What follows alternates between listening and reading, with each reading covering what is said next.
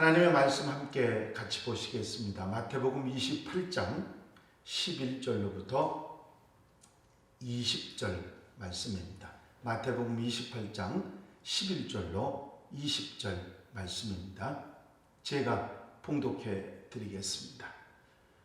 여자들이 갈 때 경비병 중 몇이 성에 들어가 모든 된 일을 대제사장들에게 알리니 그들이 장로들과 함께 모여 의논하고 군인들에게 돈을 많이 주며 이르되 너희는 말하기를 그의 제자들이 밤에 와서 우리가 잘 때에 그를 도적질하여 갔다 하라.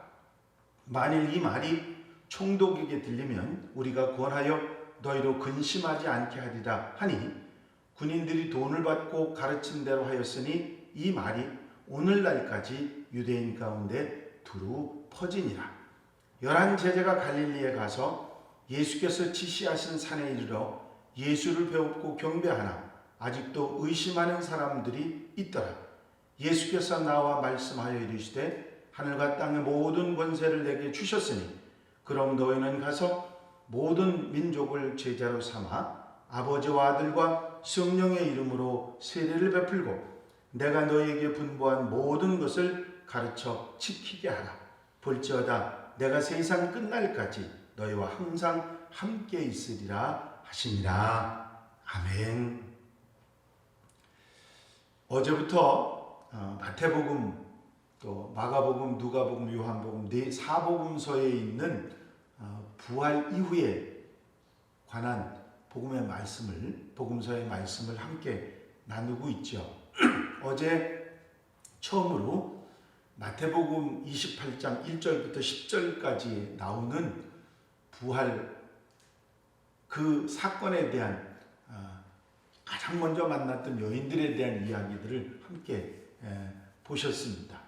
오늘은 마태복음에 나오는 두 번째 이야기로 그 이후 여인들이 제자들에게 쫓아가서 예수께서 살아나셨다는 소식을, 부활의 소식을 전하는데 그와 동시에 일어났던 군병들 그리고 대제사장들이 어떻게 반응했는가 하는 부분하고 또 주님께서 갈릴리에서 제자들을 만나서 제자들에게 사명을 주시는 이야기, 바로 이 이야기를 함께 생각해 보려고 합니다. 어떤 사건이든지 사건이 일어나면 그 사건에는 그 사건을 좋아하는 사람들이 있고 또 기뻐하고 반겨하는 사람이 있는가 하면 또 반대의 사람들도 있는 거죠. 역시 예수님의 부활 사건도 마찬가지였습니다.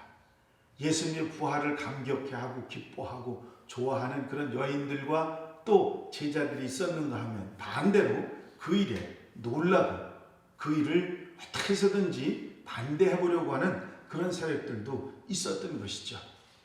이제 경비병들이 일어난 일들을 어떻게 이야기했는가 하는 부분의 얘기를 잠깐 나눠보겠습니다. 11절에부터 그런 얘기가 나오죠. 여자들이 갈 때 경비병 중 몇이 성에 들어가 모든 된 일을 대제사장들에게 알리니 하는 말씀이 나옵니다. 여인들이 제자들에게 주님의 부활의 소식을 알리려고 막 달려갈 때 무서워서 숨어서 그 되어진 일들을 보고 있던 경비병들은 어디로 뛰어가느냐면 대제사장에게 쫓아가서 그 되어진 사실들을 알리게 됩니다. 사실 그때 그 경비병들이 대제사장에게 알린 소식은 사실 그대로, 그 사실 그대로를 바로 얘기한 거죠. 무덤은 비었고 돌이 천사들에 의해서 굴려졌고 무덤 문이 열려졌을 뿐만 아니라 이제 무덤 안에는 아무것도 없었다. 그리고 천사들이 그 소식을 여인들에게 전해서 여인들이 그 이야기를 제자들에게 하려고 달려갔다. 사실 이 사실을 그대로 대제사장에게 경비병들이 보고를 했던 것이죠. 예수님이 살아나셨고 그 소식을 전하려고 여인들이 제자들에게 달려갔다고 그런 얘기를 하는 얘기를 대제사장이 듣게 됩니다. 만약에 경비병들이 이 사실을 사실대로 얘기하지 않았다고 하면 무덤을 지키는 임무를 다하지 않았기 때문에 굉장히 어려움을 겪었을 것입니다. 자기들이 해야 될 일을 제대로 감당해야 됐기 때문에 그 사실 있는 그대로를 보고를 했던 것이죠. 그런데 그 사건에 대해서 이 대제사장과 또 장로들이 그 한 반응은 또 전혀 다른 반응을 보입니다. 그들이 장로들과 함께 모여 의논하고 군인들에게 돈을 많이 주며 이르되 너희는 말하기를 그의 제자들이 밤에 와서 우리가 잘 때에 그를 도적질하여 갔다 하라. 그렇게 말합니다. 대제사장과 장로들은 경비병들을 책망하고 그 직무를 다 못했다고 야단을 치는 것이 아니라 오히려 돈을 주고 거짓말을 시킵니다. 그냥 적당히 돈을 준 게 아니라 많이 주었다고 성경이 증언하고 있죠. 돈을 많이 주고 경비병들이 잘 때 그 제자들이 와서 밤에 그 시체를 도둑질해 갔다고 소문을 내라고 하는 그런 이야기였습니다. 밤에 잘 때 시체를 가져가는 거 보지도 못했는데 그 제자들이 와서 가져갔다고 말하는 것도 우습지만 경비병들이 지켜야 될 것을 놔두고 잠이 들었다는 것을 말하라고 하는 그런 얘기를 했던 것이죠. 분명히 돌이 굴려지고 시체가 없어진 것이기 때문에 경비병들은 변명할 여지가 없었습니다. 하지만 자신들이 임무를 잃어버리고 잠이 들었던 것은 문책을 피할 수 없고 벌을 받아야 되는 상황이 되겠죠. 아무리 돈을 많이 받는다 할지라도 처벌을 받거나 심지어는 죽을 수도 있는 그런 상황인데 그걸 마음대로 그렇게 하겠다고 말하지는 않았을 것입니다. 그래서 이 대제사장은 군병들이 지키는 경비병들이 안심하게 거기에 대한 얘기를 해줍니다. 뭐라고 얘기하냐면 만일 이 말이 총독에게 들리면 너희들이 경비병이 잠을 자다가 제자들이 그 시체를 훔쳐갔다고 하는 얘기가 총독에게 들리면 너희들이 그 책벌을 받을 테니까 우리가 권하여 너희로 근심하지 않게 하리라. 내가 권해서 총독에게 권해서 너희로 근심하지 않게 해주겠다. 그렇게 말을 했던 것입니다. 군인들이 돈을 받고 가르친 대로 하였으니 이 말이 오늘날까지 유대인 가운데 두루 퍼지니라. 대제사장과 장로들은 경비병에게 소문이 총독에게 들리면 자신들이 총독에게 권해서 근심하지 않도록 해주겠다고까지 장담하면서 처벌받거나 문제가 되지 않도록 해주겠다고 하면서 돈을 주고 회유를 했던 것입니다. 결국 이 경비병들은 사실을 사실대로 말하지 않고 거짓말을 할 수밖에 그렇게 없게 만들었던 거죠. 꼼짝없이 거짓말을 하지 않으면 돈도 못 받고 처벌을 받거나 죽을 수도 있었던 그런 상황이었기 때문에 경비병들은 그 말을 들을 수밖에 없었습니다. 그래서 그들이 나가서 그런 거짓 소문을 냈고 그 소문이 유대인들 사이에 널리 퍼졌다. 이 복음서가 기록될 때까지 퍼졌다고 하니까 많은 사람들이 그렇게 알고 있었다고 하니까 결국은 그런 얘기들이 한간에 많이 있었다. 그런 얘기입니다. 하지만 이 진실이 잠시는 이렇게 은폐되는 것 같았죠. 감춰지는 것 같았죠. 그런데 문제가 있습니다. 그게 뭐냐면 부활하신 주님께서 하루도 이틀도 아니고 40일 동안이나 사람들에게 나타나셨기 때문에 이 소문은 아무 소용이 없게 되어버렸던 것이죠. 이제 부활하신 주님께서 제자들을 만나시는 장면이 이렇게 전혀 반대의 사건으로 나타나고 있습니다. 28장 16절 17절에 보면 11 제자가 갈릴리에 가서 예수께서 지시하신 산에 이르러 예수를 배웁고 경배하나 아직도 의심하는 사람들이 있더라. 그렇게 마태복음은 전하고 있습니다. 갈릴리에 불이 나게 달려갔겠죠. 제자들이 거기서 예수님을 만나게 됩니다. 여기서 지시하신 산이라고 하는 말 속에서 그 산에 가서 예수님을 만났다고 하는 그런 말씀인데 신학자들은 이 산을 예수께서 변화하셨던 엘리야와 모세와 만나셨던 그 변화하셨던 변화산, 그 산이라고 말하는 신학자들이 있습니다. 이렇게 산에서 예수님을 만난 제자들 중에 부활하신 주님을 보고 경배하고 영광을 돌려드렸지만 아직도 의심하는 자들이 있었다. 성경은 말하고 있습니다. 주님을 눈으로 보고, 부활하신 주님을 눈으로 보고 만나면서도 의심하는 그런 사람들이, 그런 제자들이 있었다. 그런 소식을 복음서는 전하고 있습니다. 그렇죠. 믿기지 않는 일, 쉽지 않은 일, 그렇게 눈으로 보고도 꼬집어 보고 별일을 다 해도 믿지 못하는 그런 경우들, 쉽지 않은 경우들이 바로 부활이 아니겠습니까? 주님께서 하신 말씀 기억하시죠? 너희는 나를 보고 믿느냐? 나를 보지 못하고 믿는 자들이 복이 있도다. 그렇죠. 바로 여러분들이 보지 못하고 믿는 사람들이기 때문에 복이 있는 분들인 줄로 믿습니다.